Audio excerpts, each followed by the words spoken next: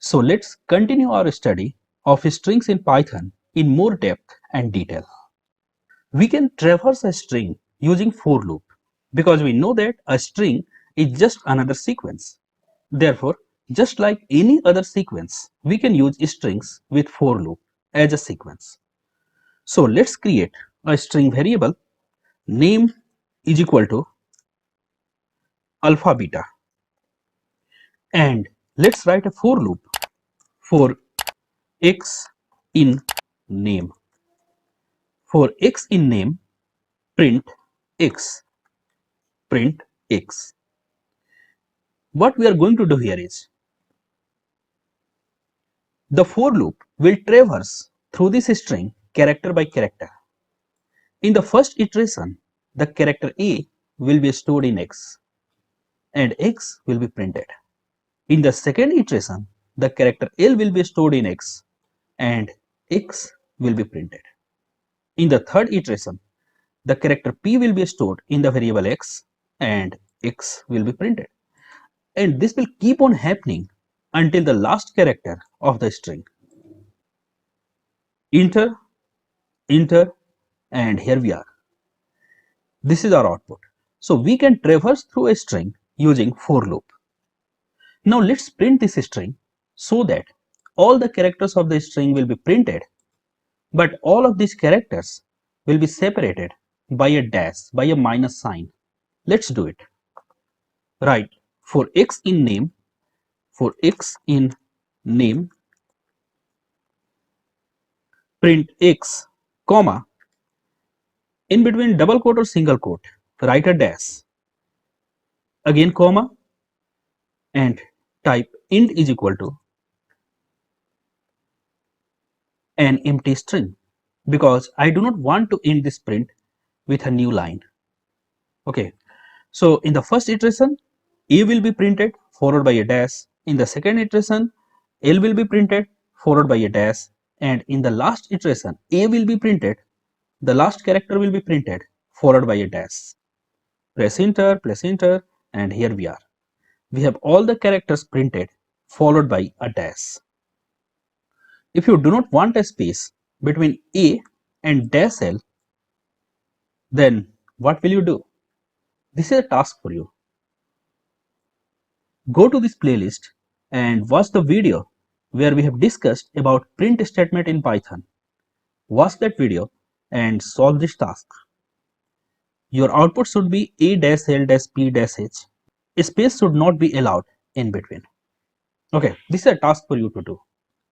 A string object can also be used with while loop. Let's use a while loop to traverse through a string object. Go to File, open a new file, and let's create a string object. S is equal to apple. We know that one element of a string can be accessed by using indexing. So we are going to use the same feature in order to traverse a string using a while loop. Let's create a variable I which stores 0 as its initial value. Then you write while I is less than len s, because in this case the length of s is 5 and we know that the index goes from 0 up to length minus 1. So the index goes from 0 to 4, colon, press enter, and then print si. After that, you increase the value of I is equal to I plus 1. So initially, when I is 0, we will check if I is less than 5 or not. Yes, I is less than 5. 0 is less than 5. So we will print S0 means A. Then I got increased to 1 and we print S1, and we have checked that if 1 is less than 5 or not. Yes, 1 is less than 5. So print Si means S1. Then I increase to 2 and print S2.